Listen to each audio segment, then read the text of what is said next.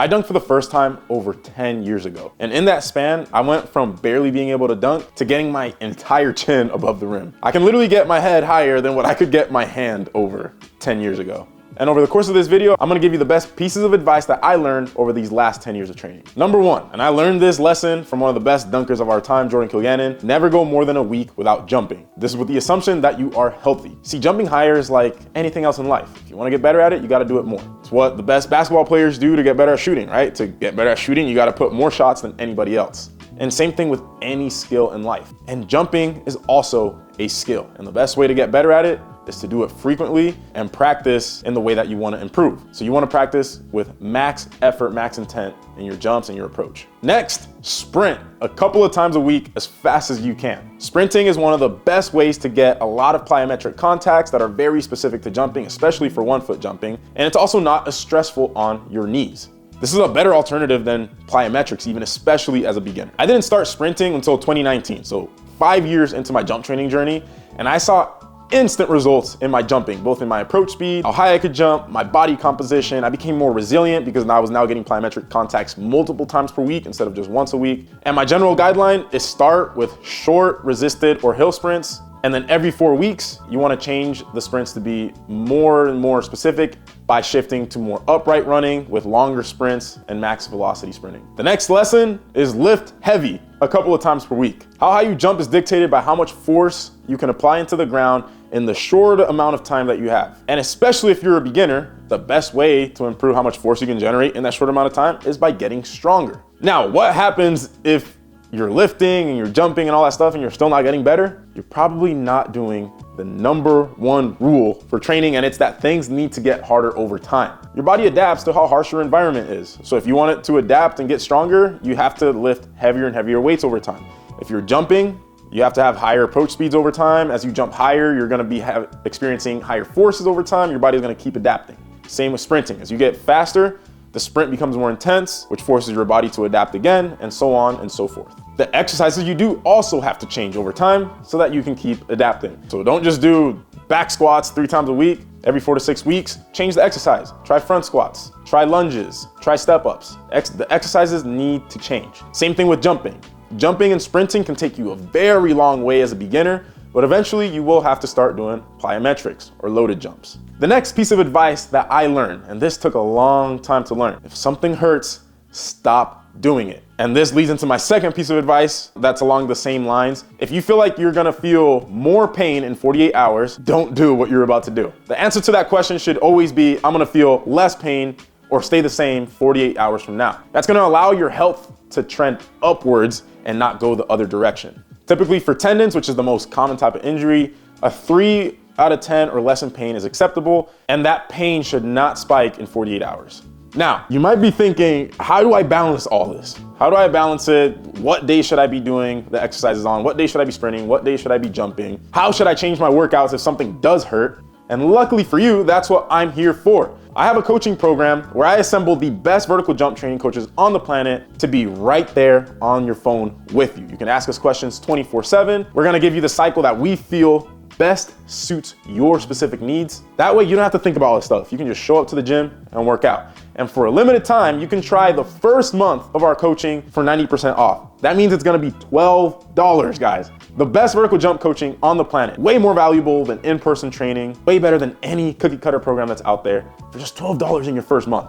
The reason I did this is because I want athletes to train long-term for us, but I know that the $100 it normally is a huge investment. I wanted to give you guys a small price, that way you can try it out, see that we are the best, and then hopefully you can train with us long-term. So again, go to THPstrength.com if you want to take advantage of that. Having said that, my next piece of advice, alternate volume and intensity in your training. Simply put, volume is sets times reps, intensity is how heavy you're lifting or how hard the plyometric or run you are doing is.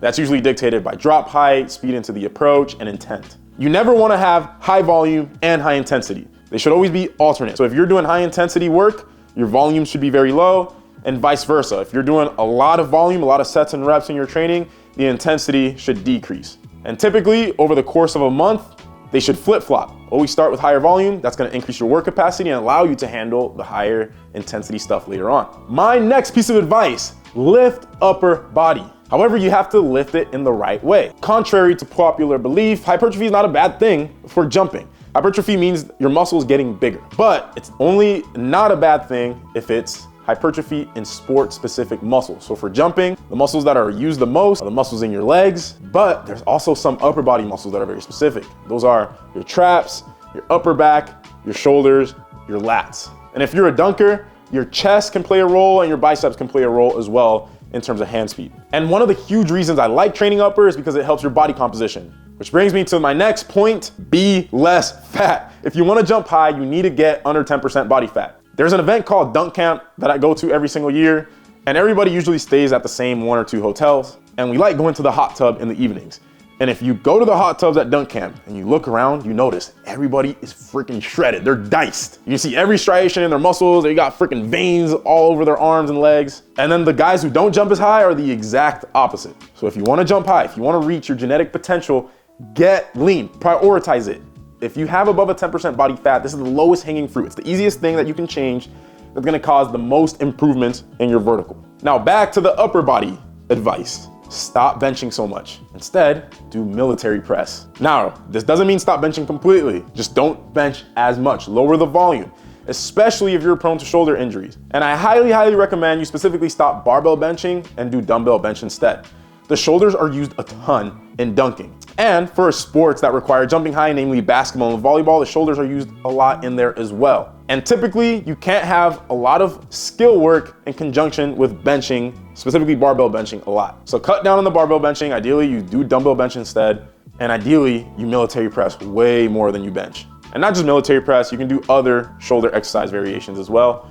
Just be very, very mindful of the volume of chest work that you are doing. And there's also some downsides with it because if your chest gets too big, it's not very sport specific. It's gonna weigh you down, and the more mass that you have that's not aiding you in jumping higher is gonna take you the other way. Now, back to the don't be fat advice. If you wanna be less fat, 3 things that you can add that are gonna improve your body composition. 1, track what you're eating and weigh yourself every single morning. Being actionable about tracking is gonna have that be top of mind for you, and it's gonna make it more likely that you're gonna make decisions that decrease your body fat. 2, go on frequent 15-minute walks. I like doing a bunch of smaller walks per day instead of 1 long walk because it won't hurt your vertical and it'll be less fatiguing and not affect your training as much as a super long walk. And then finally, do tempo runs. Tempo runs are runs that are anywhere from like 100 to 400 meters in length, ran at about 70% effort. It's gonna improve your body composition without the negative side effects of distance running. My next piece of advice, work on your technique early in your jump training journey. It is really hard to change your technique when you've already put in thousands of jumping reps and your vertical is really high. Because to improve your technique, you're gonna have to go through a period of time where you jump lower. However, if you're a beginner, you're so bad that you're probably gonna jump higher anyways because you're continually adapting. Your brain's also more malleable. You haven't wired those neural pathways that are gonna have you do your old habits. So work on your technique really early on your journey. The best way to do this is record a side angle of your entire approach and jump and compare it to a jumper who is built like you, who has your same plant style. Me personally, I always looked at Lee Peck and Jordan Kilgannon. They're both about 6'1" to 6'2" in height, similar body proportions to me, and they both are left-right jumpers. Next one, another tip for the beginners out there, play a ton of sports early on. Don't specialize too early. Me personally, I played basketball, football, and baseball, and then I messed around with a bunch of different sports, wrestling, volleyball, track and field, and it is a huge reason I was able to get to the point where I'm at today because it helped build my coordination. I literally learned how to learn athletic movements.